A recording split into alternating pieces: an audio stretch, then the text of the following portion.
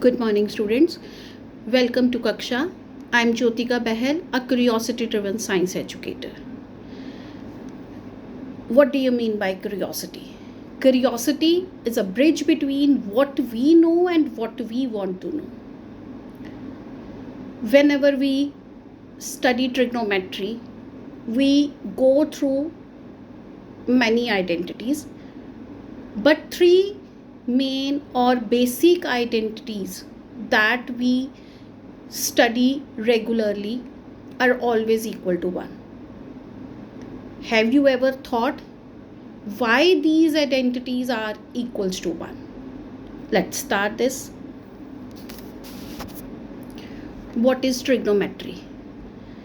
Trigonometry is the relation between the two sides of a right triangle. Triangle means having three sides. But when we talk about right triangle, that means there are three sides. That is base, perpendicular, and hypotenuse. In our class, we always know that the longest side of a right triangle is hypotenuse. But we always confused about which one is base and which one is perpendicular. First of all, I will clear you that difference. Let's take an example of these two triangles. Both are right angled at B. We always known that the longest side or the slant height is always a hypotenuse. But we always confused about which one is base and which one is perpendicular. So base is the side on which the angle is formed. So according to this, the angle is formed on this side. So this side is a base and the side opposite to the angle is always perpendicular. And similarly, if our angle resides to this side, then our base will be this and perpendicular will be this. Now, as we all know, all the trigonometric ratios are the ratios of the two sides of right triangle. For example, sine theta is perpendicular upon hypotenuse, cos theta is base upon hypotenuse, tan theta is perpendicular upon base. Reciprocal of sine theta is cosecant theta. It's hypotenuse upon perpendicular. Reciprocal of cos theta is secant theta. Its reciprocal is hypotenuse upon base.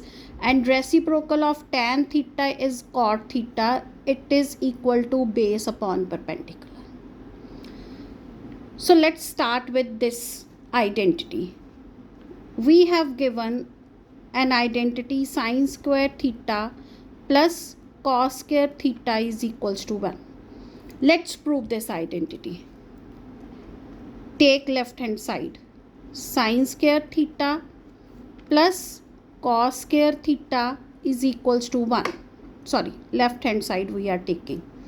So when we put sine square theta, let's put this value over here, p upon h whole square plus b upon h whole square. Now our identity will become p square upon h square plus b square upon h square. Its LCM will be h square and the numerator will become p square plus b square.